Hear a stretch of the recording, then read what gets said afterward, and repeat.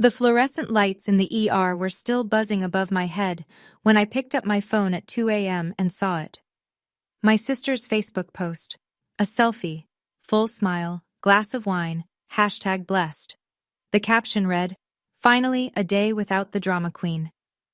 47 likes. 3 laughing emojis from my mother's account. I was lying in a hospital bed with an IV in my arm because I'd collapsed mid-shift.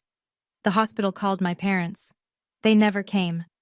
But it turns out that post was the least of what my family was doing behind my back. Because while I was working doubles to keep a roof over their heads, my own father had stolen my identity, and my 7-year-old daughters, to feed a debt I didn't know existed. And they were 2 weeks away from having me declared legally incompetent to take everything I owned. What I did next started with one phone call, and by the end of the month, they were the ones without a home. Before I go on, please take a moment to like and subscribe, but only if you genuinely connect with this story. And if you want, drop your location and your local time in the comments. I love knowing where you're listening from. My name is Donna. I'm 33. I'm a night shift nurse and a single mom to a 7-year-old named Lily. And this is what happened when I stopped being the person everyone could take from. Now let me take you back to a Tuesday evening in October, the night my body finally gave out. The hallway at Ridgemont County Hospital smelled like floor wax and stale coffee. I was 14 hours into a shift that was only supposed to be 10. Carla, the other night nurse, had called out with the flu. So I stayed. I always stayed. My hands had started shaking around hour 11, not the kind of shaking you notice. The kind you hide. You press your palms flat against the med cart. You grip the pen a little harder. You breathe through the tremor and chart one more patient. By hour 13, the fluorescent lights had a halo around them. My vision swam at the edges. I told myself it was just the lighting. By hour 14, I was walking down the east corridor toward the nurse's station with a stack of intake forms. My knees buckled first. Then the floor came up fast. I don't remember hitting the ground. I remember the sound, the forms scattering, a shoe squeaking on tile, someone yelling my name. Then the ceiling tiles counting them. 1, 2, 3, the oxygen mask. Severe dehydration, chronic fatigue collapse. That's what the ER attending wrote on my chart. They wanted to keep me overnight for observation and fluids. I didn't argue. I couldn't. Lying in that bed, I stared at my phone. The hospital's emergency contact protocol had already kicked in. They'd called my father, Gerald Paxton. No answer. They'd called my mother, Patricia. Voicemail. I thought about Lily, asleep at home. My mother was supposed to be watching her. She usually did on my night shifts, but no one had called me back to confirm anything. I reached for my phone to text my mother. That's when I saw the Facebook notification. Danielle Marie Paxton, my younger sister, 28 years old. The post was timestamped 40 minutes after the hospital called our parents. The photo was a selfie. Danielle on the living room couch, my couch, in my house, holding a glass of red wine. Full smile. No filter needed when you're that pleased with yourself. The caption read, "Finally, a day without the drama queen." 47 likes. I scrolled through them. Names I recognized. Karen from the church prayer group. Mike, who ran the hardware store. Janine, my mother's walking partner. People from Ridgemont. People who knew me. One comment stood out. Brenda Hollister, who lived 2 streets over. Is she being dramatic again? Danielle's reply. You have no idea. I kept scrolling. 3 laughing face reactions at the top. I tapped to see who. The third one was my mother, Patricia Paxton, a laughing emoji, while her oldest daughter was lying in a hospital bed alone. I set the phone face down on the thin hospital blanket. I didn't cry. I looked at the ceiling tiles again. This wasn't new. That's the part that sat heaviest. Every time I got sick, every time I asked for help, every time my body showed any sign of breaking under the weight I carried, the word was always the same. Dramatic. The first time I collapsed 2 years ago, my father didn't even come upstairs. He said it from the kitchen doorway. Nurses don't collapse, you just want attention. I picked the phone back up and screenshot the post. I don't know why. Instinct, maybe. Or maybe some part of me already knew I'd need it. But that Facebook post? That was just the wound I could see. The real damage was in places I hadn't thought to look yet. They discharged me the next morning at 7:15. I drove myself home, 30 minutes on Route 9 with the window cracked because the car heater made me dizzy. The October air was sharp and wet and it kept me upright. I pulled into the driveway of 412 Maple Lane, the house my grandmother Helen left me when she passed 12 years ago. A 3-bedroom Cape Cod with a leaning mailbox and a porch that needed painting. The deed, filed at the county recorder's office, read one name: Donna Marie Paxton, sole owner. Fee, simple, absolute. I walked through the front door. Gerald sat in the recliner, watching a morning talk show. He glanced up, glanced back at the screen. "You look fine. Don't make a thing out of it." In the kitchen, my mother stood at the stove, stirring oatmeal. She didn't turn around. "There's coffee if you want it." Danielle was on the sofa, scrolling her phone. She didn't look up at all. I stood in the hallway of my own house and waited. 3 seconds, 5. Nobody asked. Nobody said, "Are you okay?" Nobody said anything. I went upstairs. Lily was sitting on her bed, already dressed for school, her backpack on. She threw her arms around me. "Mama, Grandpa said you were just tired." "I'm okay, baby," I said. "Let me change and I'll take you." I held her for a long time. Then I set her down and looked around the room. Her small room in the house my grandmother gave me. The house where my family lived rent-free because I believed that's what family meant. Standing in that hallway, I felt like a guest in my own home. On the kitchen table, I'd noticed a white envelope. Return address, the county courthouse. It was addressed to Gerald Paxton. I didn't open it. It wasn't my mail. But I remembered it. I didn't know what that envelope was about. Not yet. But I would. And when I did, it changed everything. 1 week later, I was back at work. Reduced hours, the charge nurse insisted. My body was recovering. My mind was not. The hospital's billing department needed updated financial information for my ER visit, insurance verification, payment plan options, the usual paperwork. The billing coordinator, a woman named Janet, suggested I check my credit report to make sure everything was current. "Just in case there are any liens or issues with your insurance claims," she said. I'd never checked my credit report, not once in 33 years. I didn't have credit card debt. I didn't have a car loan. I owned my house outright. There was nothing to check, or so I thought. That evening, I sat in my car in the hospital parking lot with my laptop balanced on the steering wheel. I went to annualcreditreport.com and pulled all 3 bureaus. The number hit me first. Credit score? 520. That couldn't be right. I had no debt. I paid my bills on time. I'd never missed a payment on anything in my life. Then I saw them. 3 credit card accounts I'd never opened. One with a $22,000 balance, one with $14,500, one with $10,500, total $47,000, all opened within the last 3 years. Minimum payments made for a few months on each, then nothing. Delinquent. Sent to collections. My hands were shaking again. Not from fatigue this time. I called the number listed for First Union Bank. A man named Russell Briggs answered, senior credit analyst at the Ridgemont branch. I verified my identity. Date of birth, last 4 of my social, mother's maiden name. "Ma'am," he said, and paused. "The applications were submitted using your social security number. The billing address on all 3 is your home address." I knew whose handwriting that was before I even opened the attachment. Russell emailed me the scanned applications that night. I opened them sitting in the parking lot of a McDonald's because I didn't want to be in the house when I looked. The signature on the first application leaned hard to the right. The capital P in Paxton had that small curl at the top, a habit my father never broke. I'd watched him sign birthday cards, school permission slips, and church donation envelopes with that same hand for 30 years. Gerald Raymond Paxton. He hadn't even tried to imitate my handwriting. He'd just signed his name on my life and assumed I'd never look. I sat in that parking lot for 10 minutes. Engine off, screen glowing in the dark. $47,000. That was almost 2 years of my take-home pay after taxes. Money I never borrowed, money I never spent, money that was now destroying my credit score while I worked doubles to keep the lights on in a house my family treated like theirs. I thought back. Gerald lost his plumbing job 6 years ago, said his back gave out, filed for disability but got denied. He was home all day after that. I'd see him on the laptop late at night. I thought he was reading the news, watching YouTube, whatever retired fathers did. Now I understood what those late nights were. I picked up the phone and called Maggie Colton. We'd been roommates junior year at Ohio State before she went to law school, and I went to nursing school. She practiced real estate and property law in Grover City, 30 minutes east.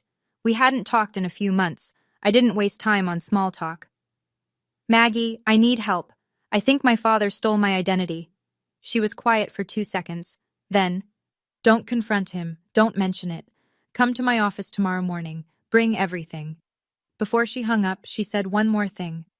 Donna, check your daughter's credit too. I froze. That night I waited until Lily was asleep. I tucked the blanket around her shoulders, closed her door halfway the way she liked it, and went to my room. Checking credit for a minor isn't like pulling your own report. You have to contact each bureau directly. Equifax, Experian, TransUnion, with the child's social security number, a copy of their birth certificate, and your ID as the parent. I started the process online. One bureau had a result within the hour. A credit card, opened 6 months ago, in the name of Lily Marie Paxton. Balance, $1,200. I closed the laptop, slowly. I set it on the nightstand and stared at Lily's door down the hall. She was 7. She could barely write her own name in cursive. And someone had used her social security number, a number I kept in a locked file box in my bedroom closet, to open a line of credit. I got up and went to the closet. The file box was there. The lock was intact. But when I opened it, I noticed gaps. My original birth certificate? Gone. My old social security card? Gone. Lily's social security card was still there, but someone had handled the folder recently. The papers were out of order. You can take from me. You can call me dramatic. You can laugh at me on the internet while I'm lying in an emergency room. But you do not touch my child.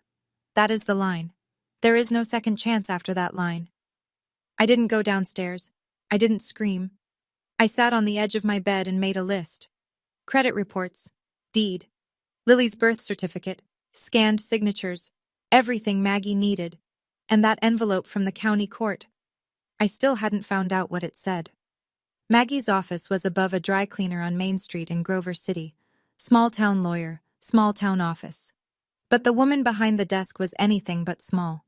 She read through my credit reports in silence, making notes in the margins with a red pen. This is textbook familial identity theft, she said. Federal crime. All 3 applications used your social, your address, and a forged signature. I handed her my phone with the photo I'd taken of the courthouse envelope on Gerald's kitchen table. She studied the return address. You didn't open it? It's not my mail. Smart. She turned to her computer and pulled up the county court's public docket, typed in my name, scrolled, stopped. I watched her face change, not dramatically. Maggie was never dramatic, but her jaw tightened by a fraction. Donna. She turned the screen toward me. Your father filed a petition for guardianship over you 2 weeks ago. I read the screen. Petition for guardianship of Donna Marie Paxton, filed by Gerald R. Paxton. The stated reason. Respondent has a documented history of medical episodes consistent with diminished mental capacity. Under the section for supporting witnesses, one name, Danielle Paxton. The petition was filed 3 days after my last hospitalization. 3 days. They'd been waiting for me to collapse so they'd have fresh paperwork. If this goes through, Maggie said quietly, your father becomes your legal guardian. He controls your finances. He can sell the house. My house. The house my grandmother left to me. The house where Gerald Paxton had lived rent-free for 12 years while stealing my identity and gambling away $47,000 under my name. My own sister signed a sworn statement saying I was mentally unfit. The same sister who posted a selfie while I was in the ER. Maggie told me not to confront him. But that evening, standing in the kitchen of my own house, I needed to see his face when I asked. Not to expose him, just to know. Gerald was pouring coffee, his back to me. The TV murmured from the living room. Dad, have you ever used my social security number for anything? He didn't turn around. What kind of question is that? A straightforward one. He set the pot down, still facing the counter. No. Why would I? I checked my credit today. 5 seconds of silence. He picked up his mug, took a sip, turned around slowly. His face was flat, practiced. Credit reports have errors all the time. Don't get worked up. 3 cards, $47,000. His eyes flickered, just for a half second, then steadied. I don't know what you're talking about, and I don't appreciate the accusation. My mother appeared in the doorway. She must have been listening from the hall. What's going on? Gerald cut in before I could answer. She's starting again. Patricia looked at me with that particular expression, the one she wore when she wanted me to feel like the problem. Please don't do this tonight. We just had dinner. I looked at my mother. Did you know? Know what? Donna, you're scaring me. I held her eyes for a long moment. Then I stood up from the table. Okay. I walked to the stairs. I was 4 steps up when I heard it. Gerald's voice, low, almost a hiss, directed at Patricia. She's digging. We need to move faster. He didn't know I could hear, and he didn't know I already knew what they were moving toward. The next morning, I was packing Lily's lunch, turkey sandwich, apple slices, juice box, when my phone rang. Danielle. I answered. Hey. Her voice was soft, concerned. The performance had already started. I heard you were upset about some credit stuff? Dad told me. Did he? Look, everyone's worried about you.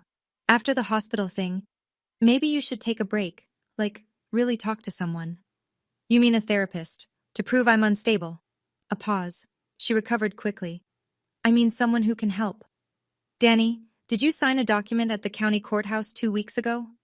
The pause this time was longer. I could hear her breathing shift. That was just in case. Dad said it was to protect you. Protect me from what? From yourself, Donna. You collapsed at work, twice in 3 years. You can't keep going like this. I closed Lily's lunchbox. Click. I collapsed because I work 70 hours a week to keep a roof over all 4 of you, in my house. It's the family's house. Read the deed, Danny. She hung up. Lily came downstairs with her backpack. Who was on the phone, Mama? Aunt Danny. Is she coming over? No, baby. Let's get you to school.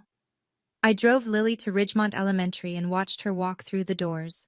Then I sat in the car for a minute, gripping the steering wheel. 10 minutes later, Gerald called.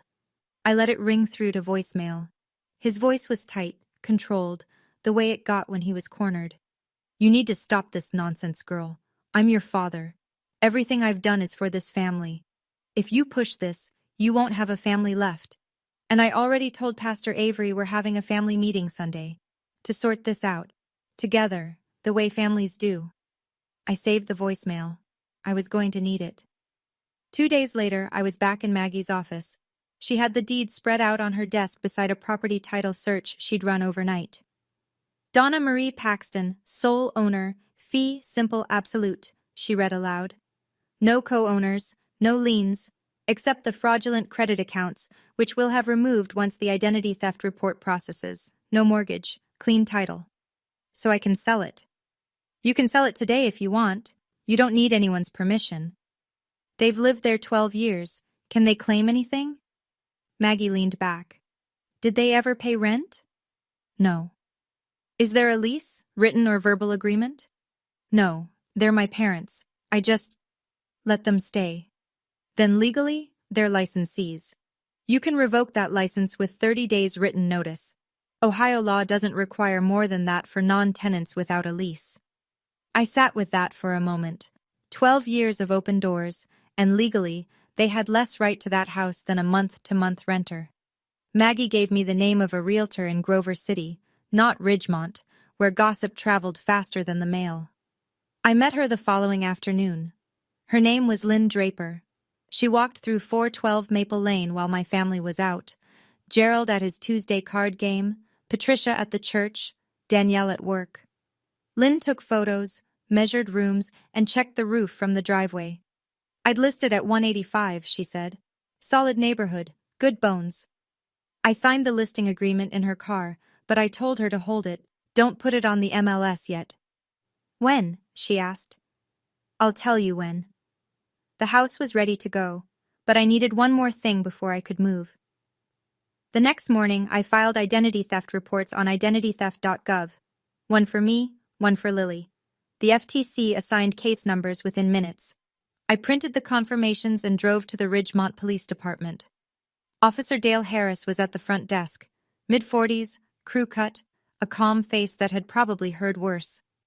I laid the credit reports, the scanned applications with Gerald's handwriting, and the FTC confirmation numbers on the counter.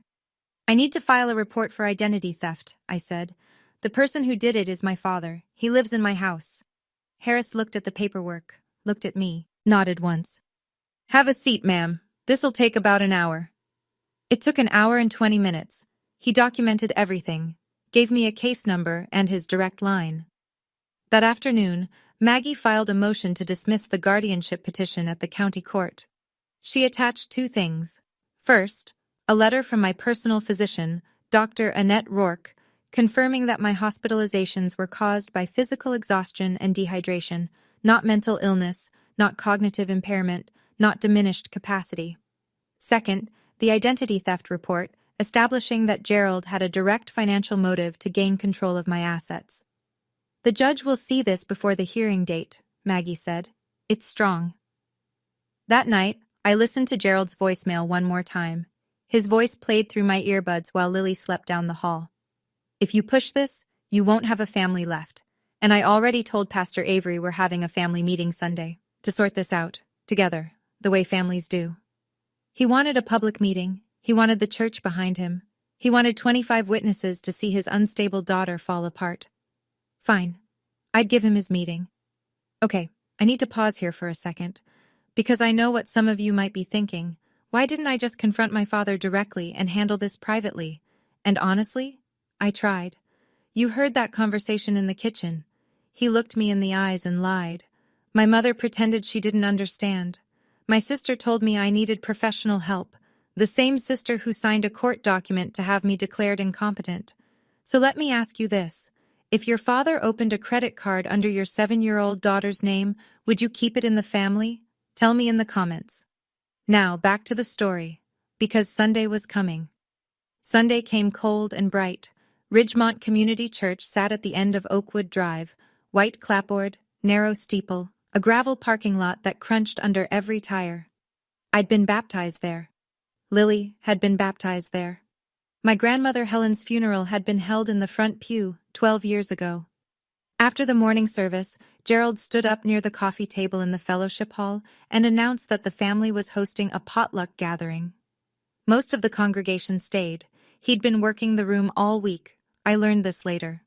Phone calls, private conversations after Wednesday prayer group.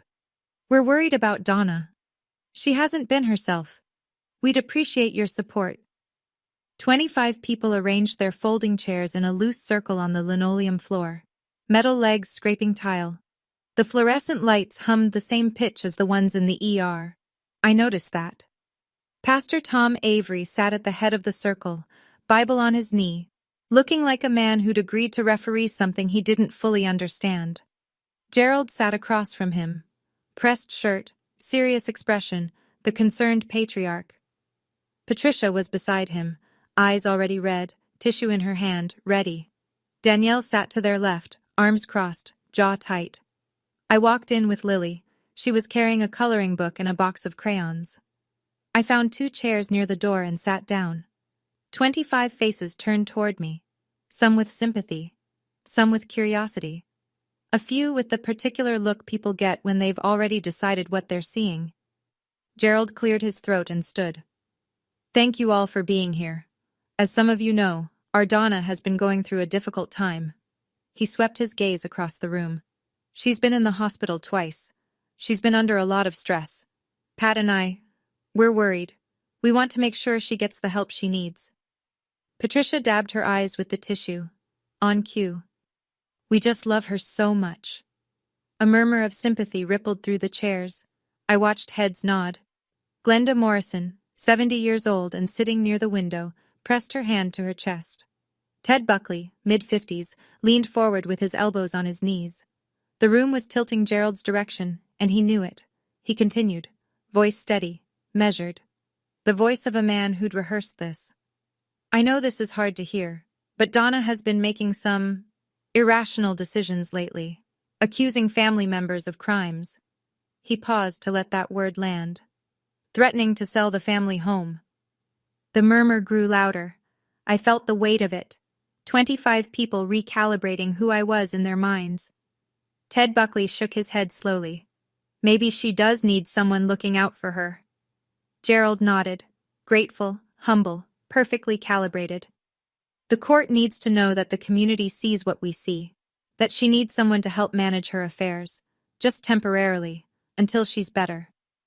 Danielle uncrossed her arms long enough to wipe her eyes. Her mascara didn't run. I noticed that too.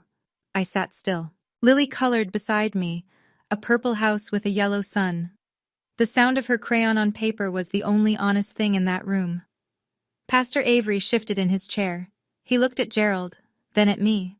Something in his expression was still unsettled. Gerald, he said carefully, has Donna agreed to this meeting? Gerald spread his hands. She's here, isn't she? Avery turned to me. Donna, would you like to say anything? I looked up from Lily's drawing. 25 pairs of eyes, the fluorescent hum, the smell of coffee and sheet cake. Yes, I said. I would. Before I could stand, Danielle cut in. See? She turned to the room, palms up. She's doing it again, making everything about her. Patricia let out a small sob, louder than the last one.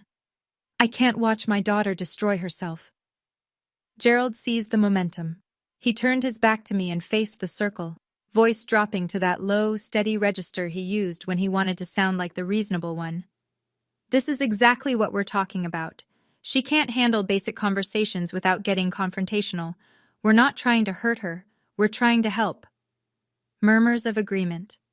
A woman from the prayer group, Karen Dietrich, reached across and squeezed Patricia's hand.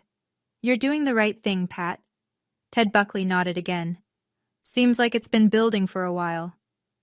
I looked around the room. 25 people who had known me my entire life, who had watched me grow up in this church. And they were looking at me the way you look at someone who's slipping, with pity and distance and relief that it's not them. Glenda Morrison caught my eye from the window. Her face was harder to read. She wasn't nodding. I looked down at Lily. She'd finished the purple house and was starting on flowers. Green stems, red petals, her tongue poking out in concentration. Every second I stayed quiet, it worked. Gerald's version became the truth by default. The concerned father, the unstable daughter, the family just trying to help. I'd spent 33 years being quiet, being manageable, being the one who absorbs and adjusts and makes no trouble. That was the version of me they'd built this trap around. I stood up. I didn't raise my voice. I've learned that the quietest person in the room is usually the one holding the truth. I reached into my bag and set a manila folder on the table in front of me. The room went still, not silent. You could hear the coffee maker gurgling in the corner, Lily's crayon on paper, the faint creak of a folding chair, but every voice stopped. I'm glad everyone is here, I said, because there are a few things this community should know. I opened the folder and pulled out the first document, held it up so the room could see the county seal. This house, the house my family lives in, is mine, sole owner. My grandmother Helen left it to me 12 years ago. This is the deed. I set it flat on the table. My name, only my name. Gerald's mouth opened. Nothing came out. My father, my mother, and my sister have lived in my house rent-free for 12 years. I never asked for $1. I pulled the next page. The credit report, all 3 bureaus highlighted in yellow where the fraudulent accounts appeared. 3 credit cards were opened in my name without my knowledge or consent. Total debt, $47,000. I set down the scanned applications beside the report. The signatures on these applications are my father's handwriting. A sound moved through the room, not a gasp exactly, but the collective inhale of 25 people recalculating what they thought they knew. Gerald stood. That's a lie. The bank confirmed it, I said. I have a case number from the FTC and a police report on file with the Ridgemont Police Department. I reached into the folder one more time. And 6 months ago, someone opened a credit card in the name of my 7-year-old daughter. $1,200. Glenda Morrison's hand went to her mouth. Pastor Avery turned slowly and looked at Gerald. The room had shifted. I could feel it, like the air pressure dropping before a storm. People who'd been leaning toward Gerald were sitting upright now. Karen Dietrich had pulled her hand away from Patricia's. I wasn't done. But that's not all my father has been doing. I kept my voice level. No tremor, no anger, just facts. 2 weeks after my last hospitalization, he filed a petition at the county courthouse to have me declared legally incompetent. I set the printed copy of the docket entry on the table. Public record. Maggie had obtained it from the court clerk. If this petition went through, my father would become my legal guardian. He would control my finances. I looked directly at Gerald. He could sell my house, the house he doesn't own, to pay debts he took out in my name. Gerald's face had gone from red to gray. He gripped the back of his chair. You're twisting everything. I was trying to protect you. You were trying to protect yourself. Patricia stood halfway up, tissue pressed to her face. Donna, please, not here. You chose here, Mom. Dad invited 25 people, so let them here. I turned to Danielle. She hadn't moved. Her arms were crossed so tightly her knuckles were white. And my sister signed this petition as a witness, stating under oath that I was mentally unfit. I held the page up so the room could see her signature. Tell them, Danny. Tell them how much Dad promised you from the sale. Danielle's mouth worked, but no sound came out. She looked at Gerald. He didn't look back. She looked at the floor. To my right, a chair scraped against linoleum. Ted Buckley, the man who'd said I needed someone looking out for me 5 minutes ago, picked up his folding chair, moved it 3 rows back, and sat down without a word. The silence that followed was the loudest sound I'd ever heard in that room. Pastor Tom Avery rose from his chair. He was a tall man, lean, with reading glasses he kept pushing up the bridge of his nose. He'd led this congregation for 19 years. He'd married couples and buried their parents and sat with families through every kind of grief. People trusted him. Gerald had counted on that. Gerald? Avery's voice was calm, but it carried the full weight of the room. I agreed to be here today because you told me Donna was in crisis. You told me she was a danger to herself. Gerald started. She is. I'm looking at a woman who brought documentation, Avery continued, as if Gerald hadn't spoken, who spoke calmly, who has not raised her voice once. He turned to face Gerald fully. And I'm looking at a father who stole his daughter's identity and his granddaughter's. He addressed the room. I think we all owe Donna an apology for being here under false pretenses. Glenda Morrison spoke next. Her voice was thick. Gerald Paxton, I've known you 30 years. Shame on you. Karen Dietrich pulled her chair 6 inches away from Patricia. She didn't say anything. She didn't need to. Patricia was crying now. Not the rehearsed kind, the real kind, the kind that comes when the audience you spent your whole life performing for finally sees backstage. Gerald's voice cracked for the first time. You don't understand. I was going to pay it back. I had a plan. Your plan was to sell my house, I said. He had nothing left. He stood there, 61 years old, in his pressed Sunday shirt, in a church where everyone had called him by his first name for 3 decades, and he had nothing. But I wasn't done, because there was one more thing I hadn't told them yet. One more thing. I reached into my bag. As of this morning, my house is listed for sale. The room rustled. Someone in the back whispered something I couldn't catch. Gerald's head snapped up.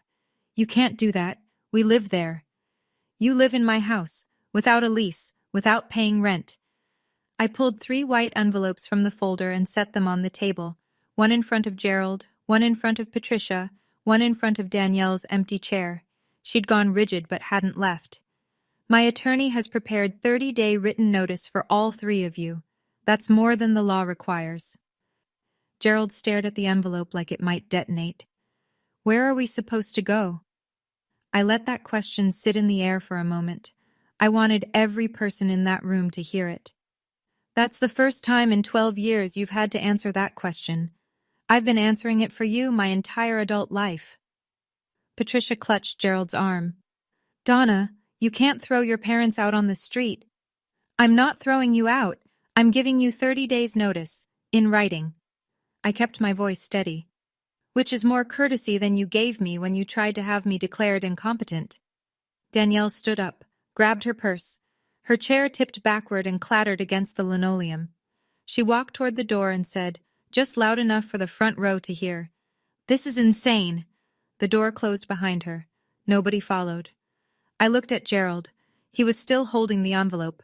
His hands shook slightly. Patricia was pressed against his shoulder, tears running mascara down her cheeks. I closed my folder. I didn't feel triumphant. I felt like a woman who'd just finished the hardest thing she'd ever done, standing in a church where she'd been baptized.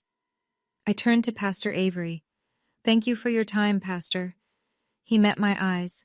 There was no pity in his face, just respect, and something that looked like sorrow for what had brought us here. "Donna, if you or Lily need anything, this church is here for you." I nodded. I looked down at Lily. She'd finished her coloring page. A purple house, yellow sun, green flowers. She held it up to show me, oblivious to everything that had just happened above her head. "Ready, baby?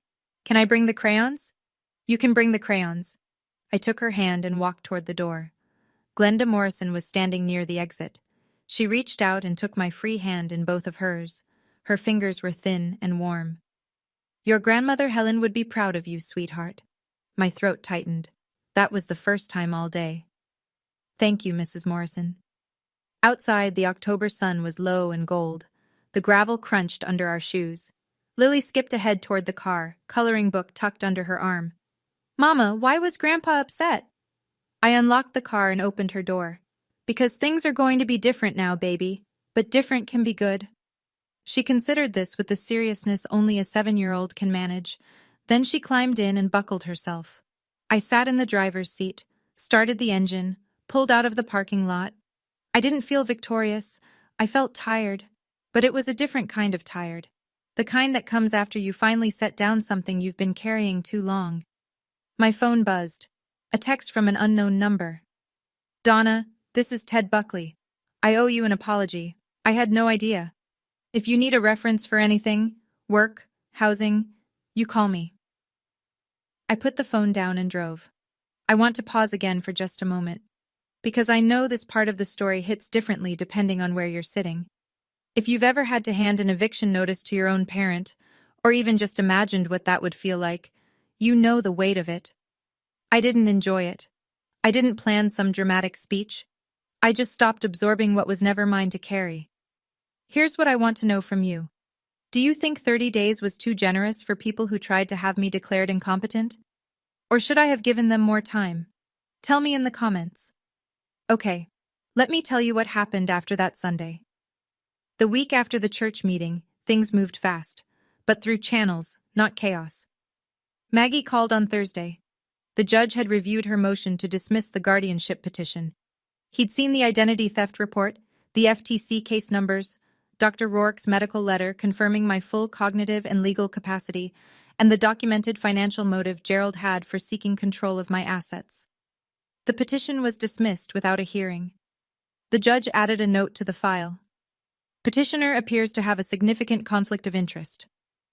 That same week, Officer Harris at the Ridgemont PD called to confirm the investigation was active.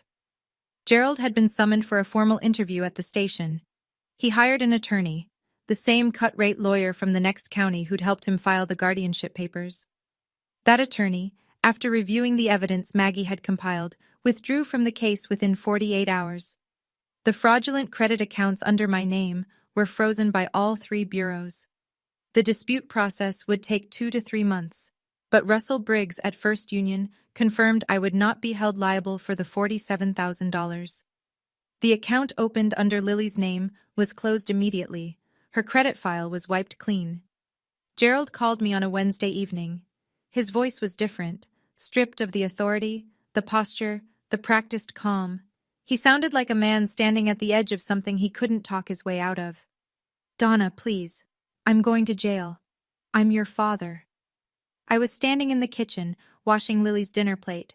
I held the phone against my ear and watched the soap bubbles slide off the ceramic. "You should have thought about that before you stole from your granddaughter." I hung up. I finished the dishes. I dried my hands. and I felt nothing that needed forgiving. The social fallout in a small town doesn't arrive all at once. It seeps, like water finding cracks in a foundation. Patricia tried to attend Wednesday prayer group the following week. Glenda Morrison told me about it later, gently, like she was reporting the weather. Your mother came in and sat down. Nobody moved, but nobody sat next to her either. She left before the opening prayer. It wasn't cruelty. It was something quieter and worse. The silence of people who didn't know what to say to a woman who'd watched her husband steal her daughter's identity and chosen to look the other way. Danielle deleted the drama queen post, but screenshots had already circulated through the Ridgemont grapevine, text chains, group messages, the quiet machinery of a community processing a scandal. A coworker at the convenience store where Danielle worked part-time asked her directly, "So your dad really opened cards in your niece's name?" Danielle put in her notice that Friday. Patricia called me once. I answered because I thought it might be about logistics. The move out. "You've destroyed this family," she said. I was folding Lily's laundry. Small shirts, small socks. "No, Mom. You watched it happen. And you chose the wrong side." She hung up. Gerald and Patricia moved out of 412 Maple Lane on day 24. 6 days ahead of the deadline. They rented a single-wide trailer in Milford, the next town over. I didn't see them leave. I was at work. Danielle had moved out after 1 week, went to stay with a friend in Columbus. I walked through the empty house that evening. 12 years of living, nail holes in the walls, carpet dents where furniture had been. The kitchen smelled like Patricia's coffee. The recliner dent was still in the living room carpet. I didn't feel happy. I felt lighter. There's a difference. The house sold in 6 weeks. A young couple from Dayton, first-time buyers, excited about the porch in the backyard. They offered $178 and I accepted. After closing costs, realtor commission, and Maggie's legal fees, I walked away with just under $150,000. Not a fortune, but more than I'd ever had in one place. I used it carefully. First, paid off my hospital bills in full. Second, put down a deposit on a 2-bedroom apartment in Grover City, close to Maggie's office, close to a good elementary school for Lily, 30 minutes from Ridgemont, but far enough that the air felt different. Third, opened a 529 education savings account in Lily's name, real this time, in her name, for her future, with only my signature on it. Lily started at the new school on a Monday. She wore her purple backpack and held my hand across the parking lot. That afternoon, she came home and looked around the apartment. Small kitchen, narrow hall, her bedroom barely big enough for the bed and a bookshelf. "This apartment is smaller, Mama." "I know, but it's ours. Really ours." She thought about that for a second. Then she went to her room and started taping her drawings to the wall. I transferred to the day shift at a hospital in Grover City. The pay was slightly less, but I slept every night. I ate dinner with my daughter. I watched the sun go down from a window that belonged to no one but me. A week after we moved, a letter arrived. No return address. Inside, a $50 gift card to Target and a handwritten note on pale blue stationery. Helen told me once, "That girl will know when it's time to stand up." She was right. Glenda. I read it twice. Then I put it in the drawer beside my bed, where I keep the things that matter. 3 months later, the world looked different from the inside out.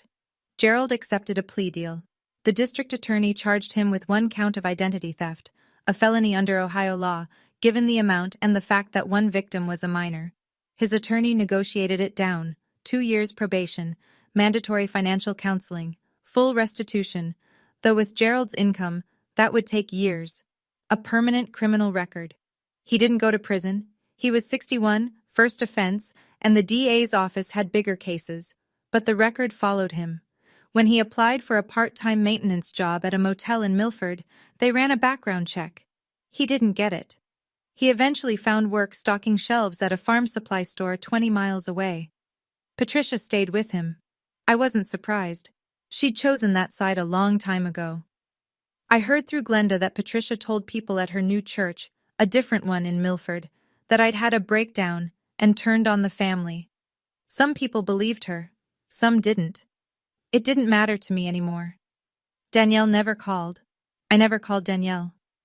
There was no tearful reconciliation. No scene at a coffee shop where we hugged and cried and promised to do better. Sometimes that's how it ends. Not with a door slamming, but with a door that simply stays closed. I didn't hate them.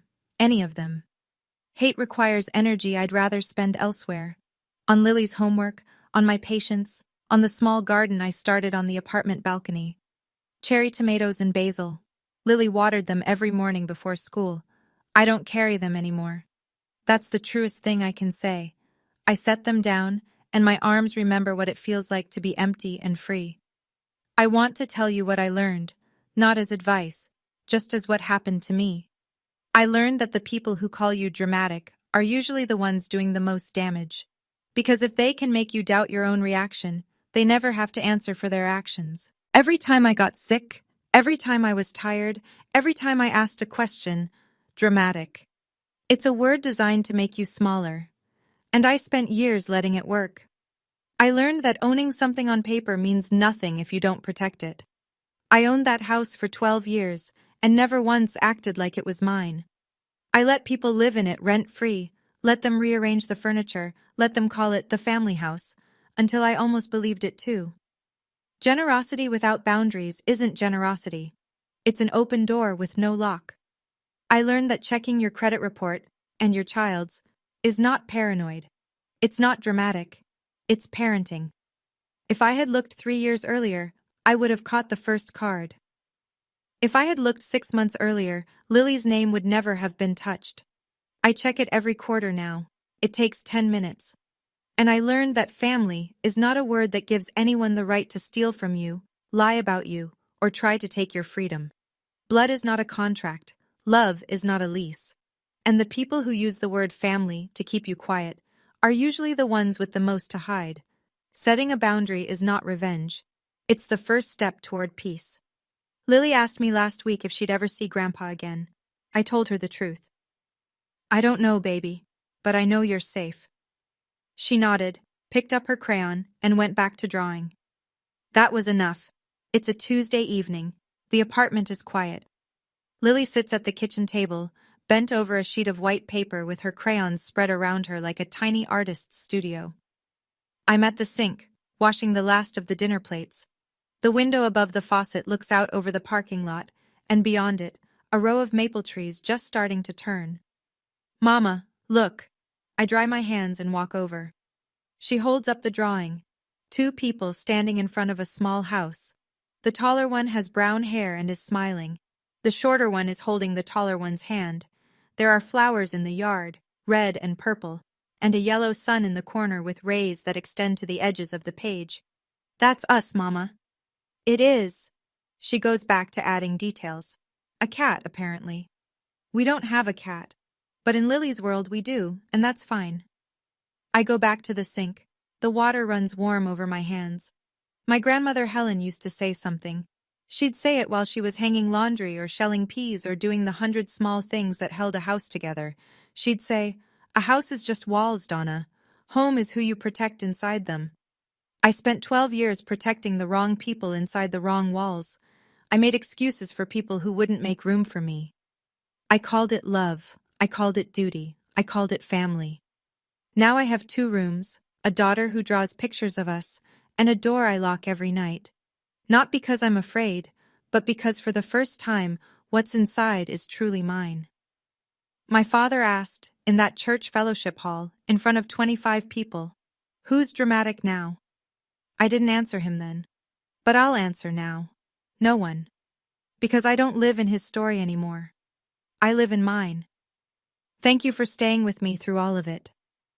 If this story meant something to you, if it reminded you that you have the right to protect yourself and the people who depend on you, I'd appreciate it if you hit that like button. And if you're not subscribed yet, I'd love to have you here. I read every comment, and I want to hear from you. Has anyone in your family ever crossed a line you thought they never would? What did you do? Or what do you wish you'd done? There's another story waiting for you in the description. I think you'll understand exactly why I chose it. Take care of yourselves, and take care of your boundaries.